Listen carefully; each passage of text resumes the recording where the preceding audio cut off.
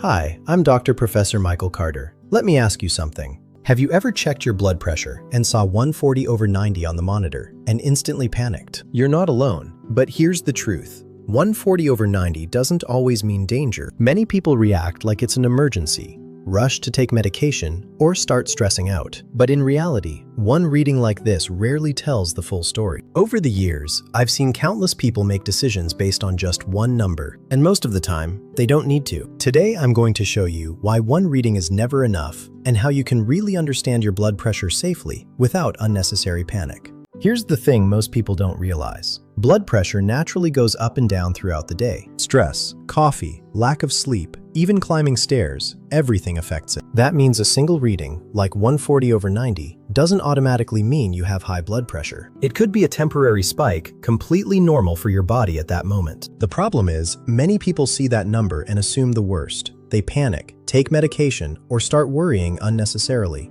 And all of this stress, ironically, can make their blood pressure go even higher. So the first rule is simple. Never judge your health based on one reading. You need to look at patterns, trends, and proper measurements over time. And that's exactly what we'll break down next. One of the biggest mistakes people make is thinking a single reading tells the whole story. Blood pressure naturally rises and falls throughout the day, depending on what you're doing, what you've eaten, or even how stressed you feel. A morning reading after rushing to work, drinking coffee, or skipping breakfast can be higher than your true average. Even simple things like walking up a flight of stairs can temporarily push it to 140/90 or higher. That number alone doesn't mean you have a serious problem. What really matters is the pattern over time, how your blood pressure behaves day to day, not just one isolated reading. That's the key to knowing your real risk without panicking or taking unnecessary medication. Now, let me tell you something that surprises a lot of people. Even how you measure your blood pressure can completely change the numbers.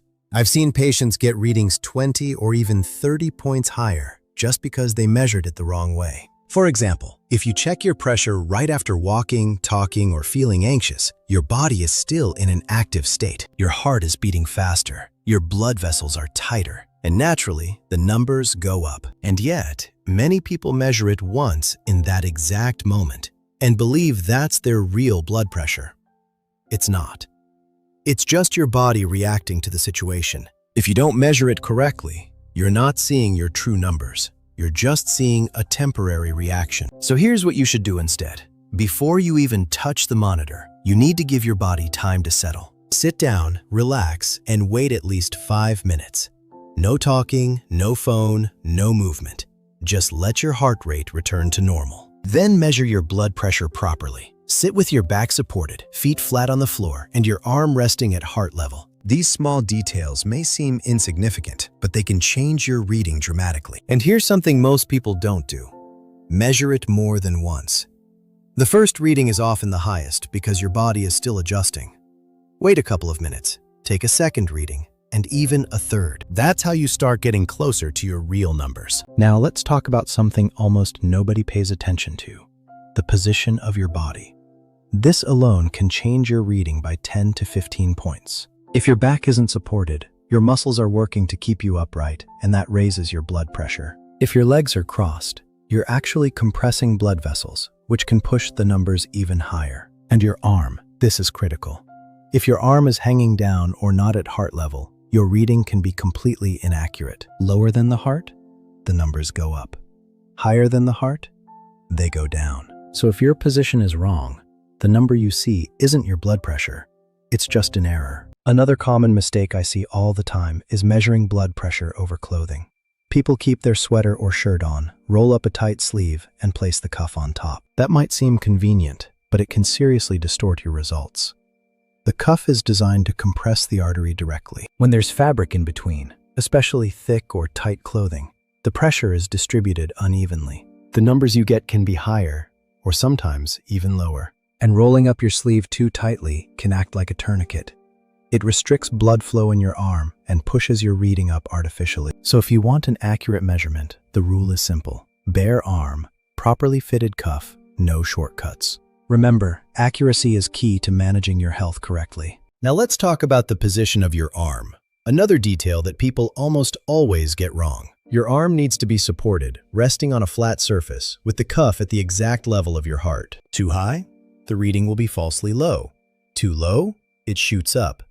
Even a difference of a few inches can change your numbers by 10 to 15 points.